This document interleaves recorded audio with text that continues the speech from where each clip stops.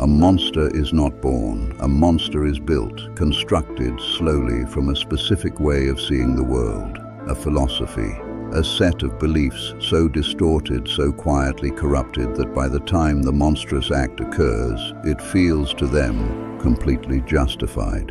That is the part that should terrify you, not that monsters are different from us, but that they make sense to themselves. Every human being walks through life with a story about who they are, a narrative.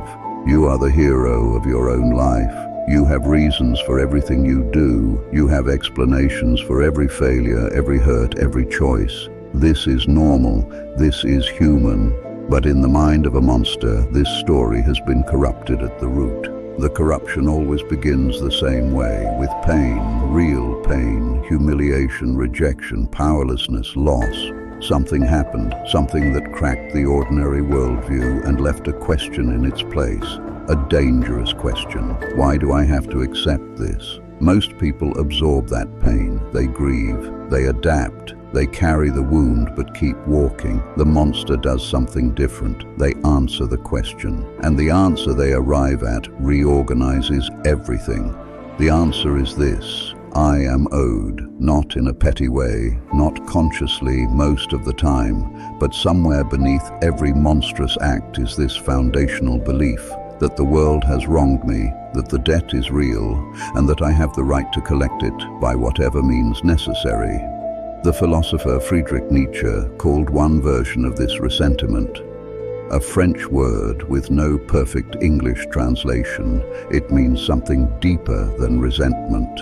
It is the slow poison of a person who feels powerless, who cannot express their pain outwardly, and so turns it inward, where it ferments, transforms, and eventually becomes a philosophy of its own.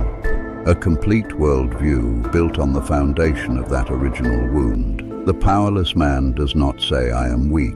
He says the strong are corrupt. The unloved man does not say, I am unlovable. He says love is a lie used to control people. The failed man does not say, I failed. He says the game was rigged. Do you see what is happening? The pain is real, but the philosophy built on top of it is a fortress. It protects the ego at all costs. And once that fortress is built, every new piece of information gets filtered through it. Everything confirms the story. Nothing challenges it. This is the first stone in the foundation of a monster.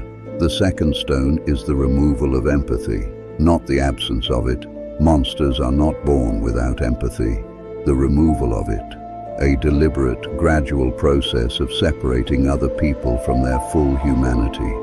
It does not happen overnight. It begins with a category, them, whoever them is, a group, a type, a class of people who represent the source of the wound.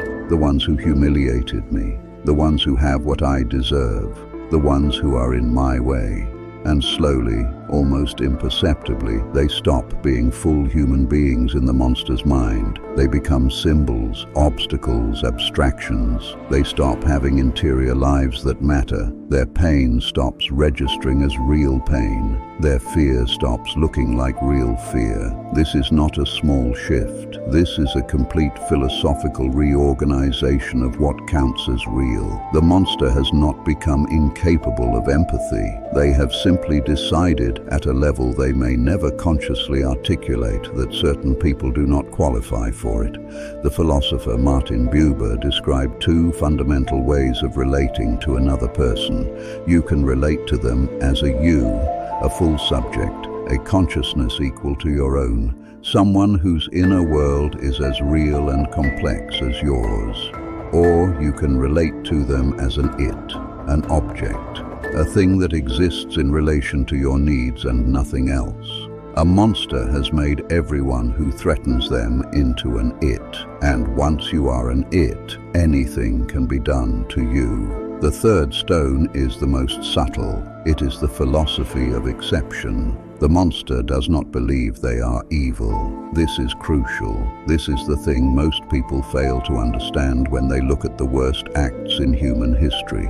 The people who committed them believed they were right, not just excused, right, because the monster has constructed a complete internal logic. a self-contained ethical system in which their actions are not only permissible but necessary. The rules that govern ordinary people do not apply here, not because rules don't matter, but because the situation is extraordinary, because the cause is important enough, because the stakes are high enough, because they have suffered enough. The philosopher Immanuel Kant argued that a moral principle only means anything if it applies universally. If you would not want everyone to do it, you should not do it. This is called the categorical imperative.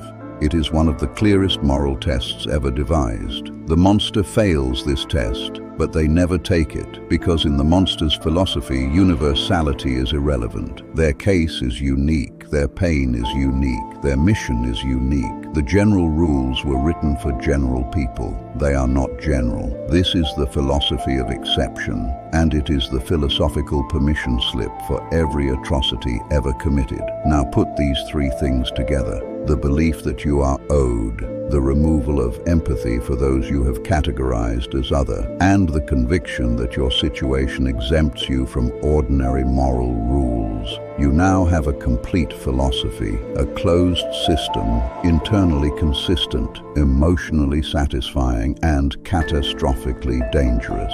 Because here is the final piece. A closed philosophical system cannot be argued with from the outside. Every challenge to it becomes more evidence for it.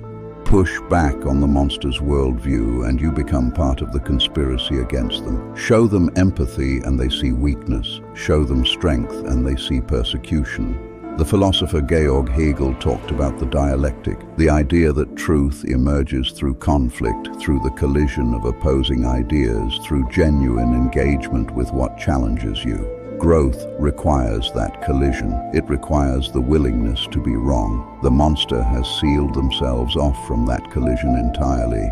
They are no longer in dialogue with reality. They are in a monologue, a long, private, uninterrupted monologue that has been going on since the moment the original wound refused to heal. And this is the most important thing. The wound was real, the pain was real, something genuinely happened. The monster is not simply making it up, and this is not an excuse. It is something far more important than an excuse. It is an explanation. And explanations matter because they are the only tool we have. Because monsters do not appear from nowhere. They grow in specific conditions, in environments where pain is ignored.